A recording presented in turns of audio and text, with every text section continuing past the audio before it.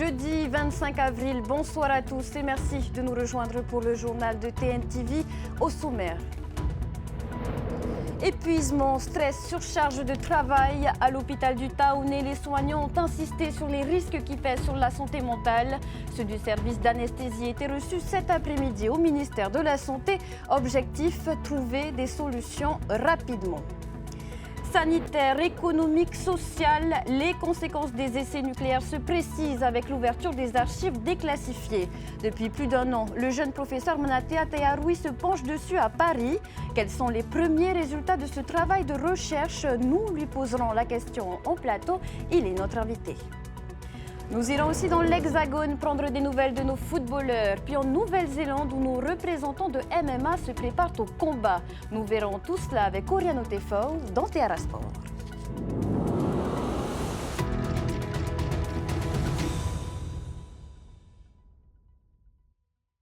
Surmenage et souffrance au travail qui se traduisent par des arrêts psychiatriques en série.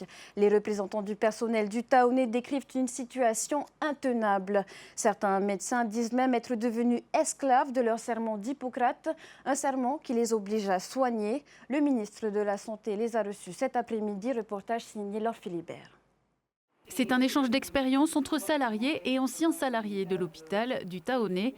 Parmi eux, 2 médecins anesthésistes incrédules face à une situation inédite. C'est dégradé à cause des conditions de travail, surtout le volume horaire qui est devenu insupportable et la charge de travail, en particulier pour la prise en charge des urgences et le travail de nuit qui fait que nous sommes épuisés. Et progressivement, et pas du tout entendu par la direction en fait. La permanence des soins nous oblige, ça fait partie de nos missions, à travailler 2 jours, 2 nuits, des week-ends, les fériés, les fêtes, les vacances. On est en permanence à l'hôpital pour s'occuper de la population. Malheureusement, ces heures ne sont pas reconnues dans le temps de travail, ce qui explique que dans une semaine moyenne, on est plutôt à 60 heures déjà, on est très loin des 48 heures maximales prévues par la loi, et on arrive facile à 90, 100 heures par semaine, au minimum 1 fois par mois. Angela Rousseva a été employée quelques mois à l'hôpital du Taounais. Aujourd'hui libérale, cette psychiatre reçoit en consultation plusieurs de ses anciens collègues. Je suis de plus en plus de patients, de salariés du CHPF. J'étais à 50 salariés suivis par mois et dont 9 médecins qui étaient suivis et qui étaient... C'est la première fois de ma vie que je vois des médecins pleurer, des médecins qui souffrent parce qu'ils sont confrontés à souffrir parce qu'ils se voient dans donc justement c'est dans un non-respect de leur serment d'Hippocrate. Une situation qui inquiète les partenaires sociaux représentant les salariés. Aujourd'hui, on a été saisi par nos adhérents du CHPF, donc, qui sont composés de médecins, de cadres de santé, d'infirmiers, de manip radio, de techniciens de laboratoire, pour des problématiques de RPS, donc de risques psychosociaux, et une prolifération des arrêts maladie à dominante psychiatrique en lien direct avec le travail. Nous avons alerté plusieurs fois la direction sur des problèmes de management malveillant. Aujourd'hui, on est un petit peu au bout de ce qu'on peut faire avec la direction. Reçus au ministère à la mi-journée, ils se veulent constructifs. Oreille attentive avec une promesse d'action très rapide. On a pu discuter de leurs difficultés et des solutions à amener dans l'urgence pour les aider. J'ai toujours été investi en tant que ministre de la Santé au bien-être de l'hôpital et au bien-être des soignants. D'ailleurs, cette année, on a mis encore 1,7 milliard pour soutenir cet hôpital et c'était la volonté que nous avons eue au moment du budget qui sera voté au premier collectif au moment du mois de mai. Donc il y aura toujours un soutien au premier navire amiral de la santé en Polynésie française. D'autres rencontres entre les syndicats et le ministère auront lieu jusqu'à la fin de la semaine. On parle santé toujours avec la dette de la France liée aux essais nucléaires. Une dette encore questionnée aujourd'hui. Nous évoquerons le sujet dans un instant avec notre invité, le doctorant en histoire contemporaine allocataire du ministère des Armées, Manatea Teharoui. Mais avant, rappelons ces quelques chiffres. D'abord, celui des dépenses engagées par la CPS pour le traitement des maladies radio-induites de 1985 à 2023. Selon la Caisse, il s'élèverait à plus de 95 milliards de francs. Côté demande d'indemnisation auprès du CIVEN, le Haut-Commissariat a accompagné 1213 dossiers depuis le 1er janvier 2022.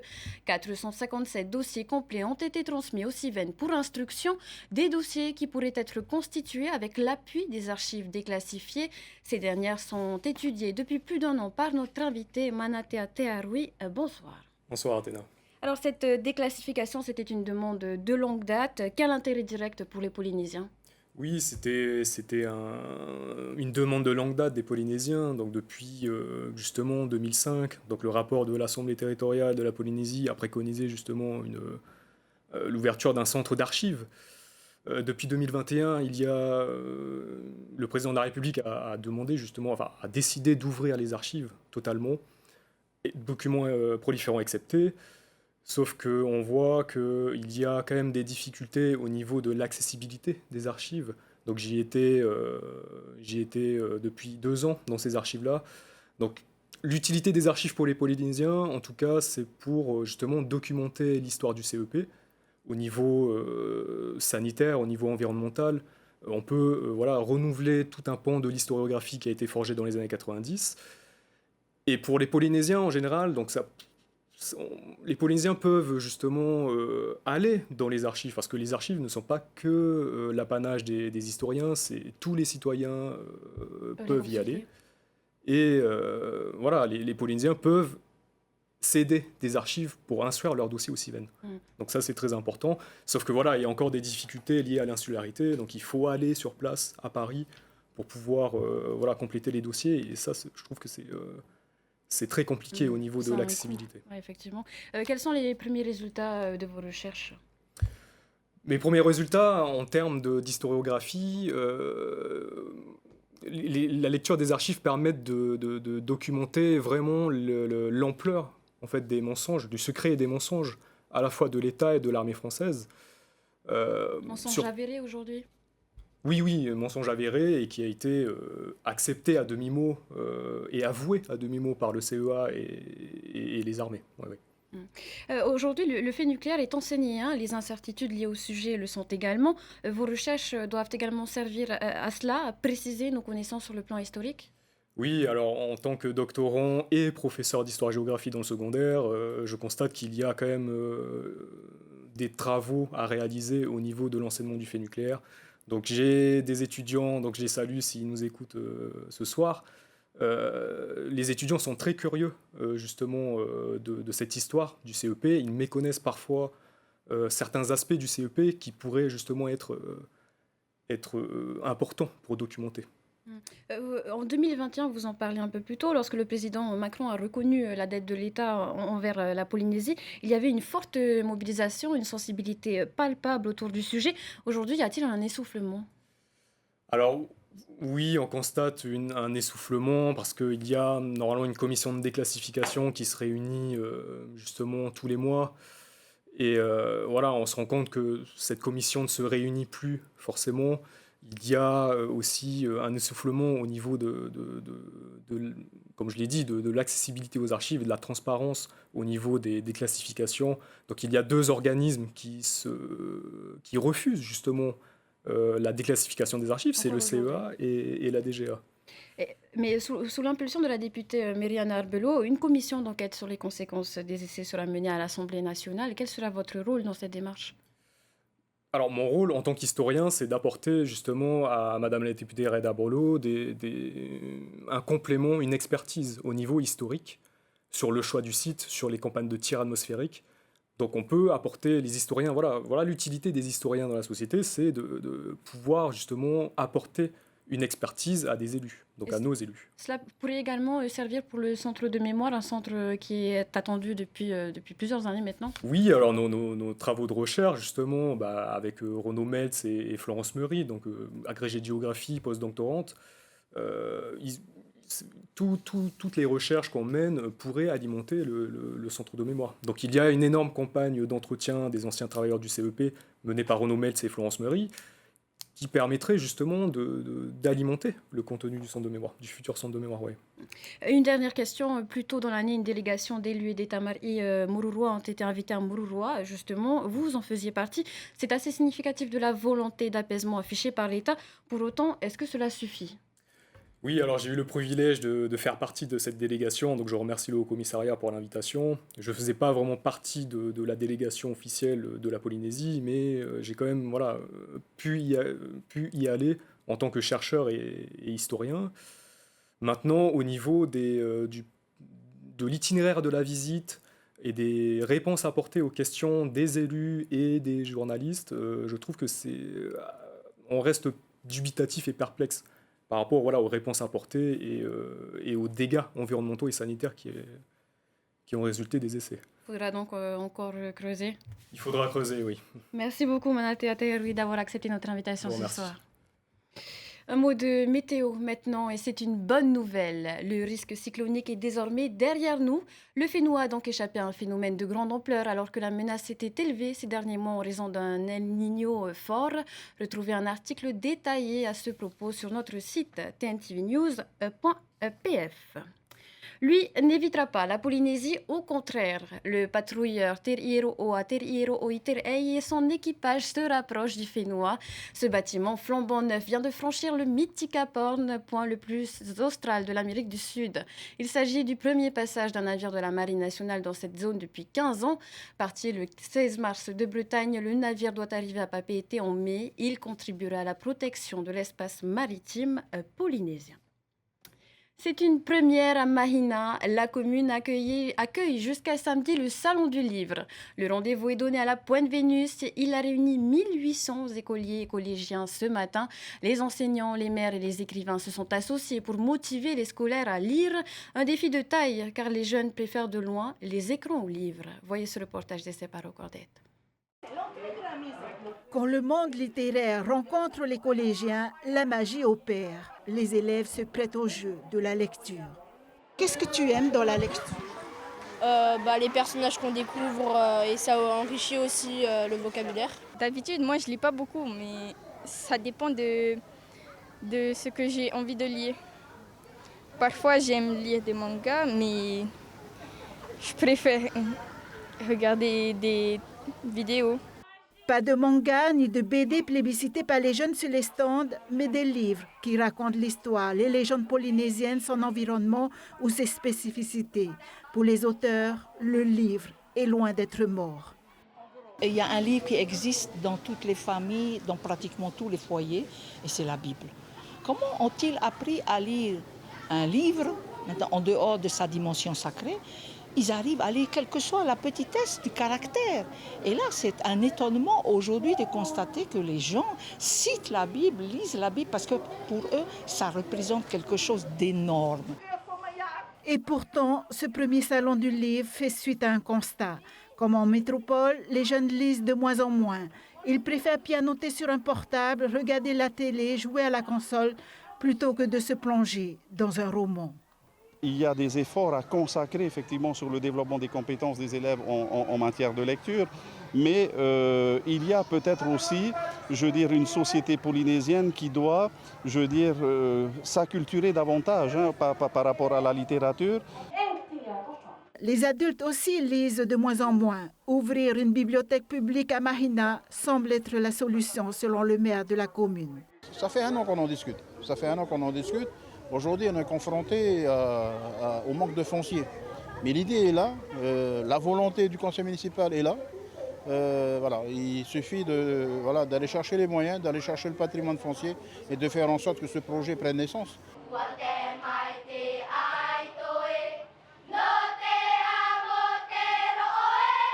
Ce premier salon du livre à Mahina rend hommage au Himene, au texte, à la poésie du regretté enseignant et écrivain Patrick Araya Amaru. Il donne aussi une place symbolique au premier livre arrivé grâce au navigateur explorateur sur cette plage de la Pointe Vénus. Moins d'un mois avant le passage de la flamme olympique à Tahiti, cet après-midi, les 12 jeunes relayeurs polynésiens sélectionnés ont eu un petit aperçu de ce qui les attendra le 13 juin. Ils ont couru pour la première fois flambeau en main. Reportage de Désiré Teivao et Tanete Aninuirei Temoana. Et la troisième chose, un peu décalé, parce que tu vois là-bas, hop, tu vas sourire à la caméra et il faut qu'on te voie et que tu aies les plus belles images, d'accord? À moins de 2 mois du relais de la flamme olympique au Fénois, la pression monte pour ces jeunes relayeurs. Sous les conseils de Benoît Rivals, responsable de l'organisation du relais, ils prennent connaissance de tout le protocole. Tu prends là. Voilà, et donc tu te mets runner. Tu l'as été runner déjà? Oui. Ouais. Chacun a pu ensuite courir pour la première fois avec le flambeau à la main. Le 13 juin, ces 12 élèves feront partie des 124 relayeurs pour porter la flamme olympique au Fénois. Si quelques ajustements doivent encore être apportés au parcours, le relais partira le matin de la pointe Fari Mahora à Teahupo pour arriver en fin de journée à la place Toata où elle sera placée dans un chaudron. Quand vous vous reverrez dans... En football, l'AS Pire est déjà le nouveau champion de Polynésie. Il reprend son titre, dérobé la saison dernière par Tefana. Après sa victoire 3-0 face à Central Sport hier soir, il s'octroie un nouveau trophée avant même la fin de la saison, puisqu'il reste 2 matchs à disputer.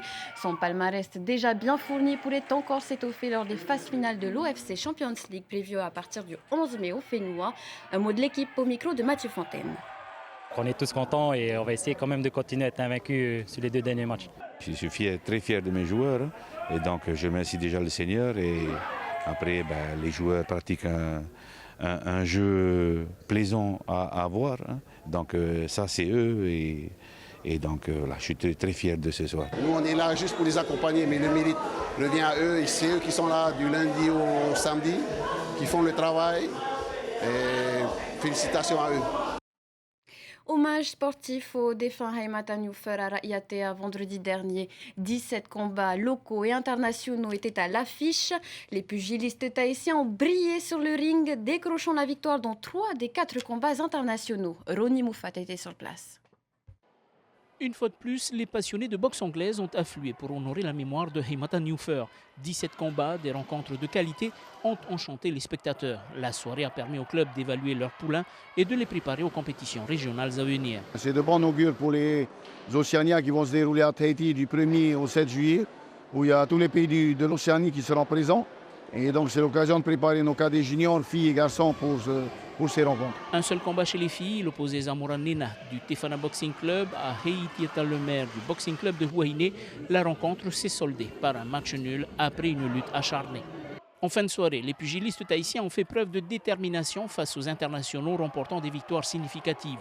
Quelle a été la stratégie pour toi ce soir? C'est quoi? C'est le corps? Ouais, aller dessus, foncer dessus.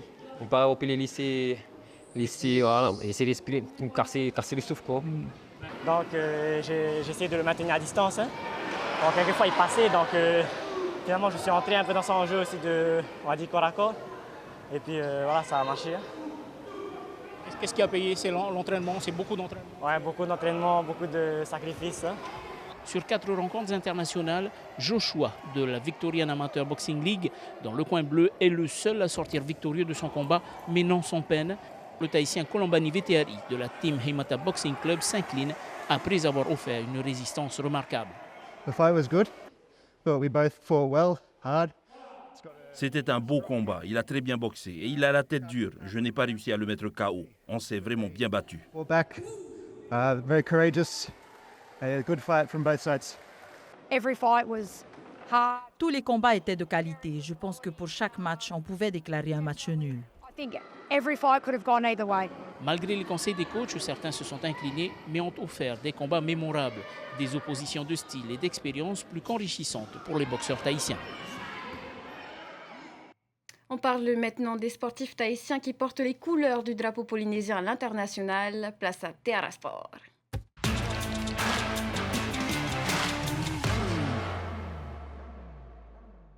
Une rubrique qui n'existerait pas sans notre spécialiste Oriano Tefa. Oriano, bonsoir. Bonsoir Athéna.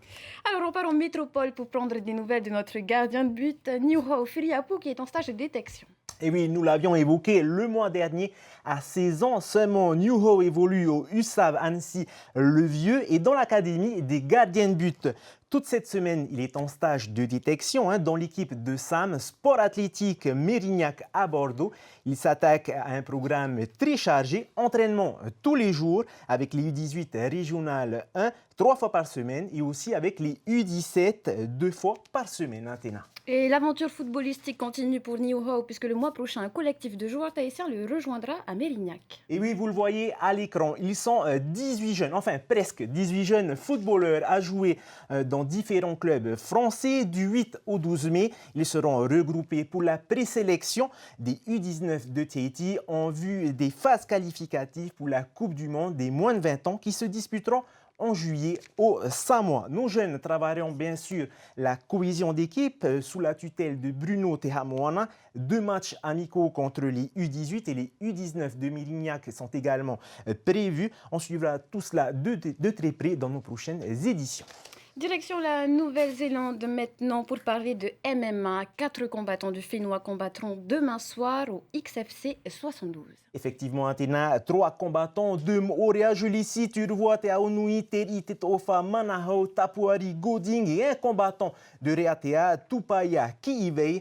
Pendant 8 jours, ils se sont préparés avec les stars du City Kickboxing à Auckland, en même temps que le compatriote Teiki Nauta, Julian Schluch, et Tama Ikili. Ils combattront dans l'octogone de l'XFC à Dunedin, dans l'île du sud de la Nouvelle-Zélande. Nos représentants seront coachés par Henry Burns, Edmund Manari et Eric Marilovski. On leur souhaite bonne chance pour demain soir. Bon courage à nos combattants et merci à vous, Rien Tefo, pour cette rubrique. Merci à vous, Athéna. À jeudi prochain. À jeudi prochain. On se quitte sur cette rubrique du jeudi. Merci de votre fidélité. Dans un instant, découvrez le portrait de Titipa dans votre magazine Moana, puis suivez la 6e étape de Pékin Express dans la capitale économique de la Malaisie. À partir de demain, Davidson Bennett reprend les rênes du journal télévisé. On se retrouve lundi. Très belle fin de semaine à tous et une excellente soirée sur TNTV. Retrouvez ce journal en replay sur notre site internet et notre application mobile TNTV.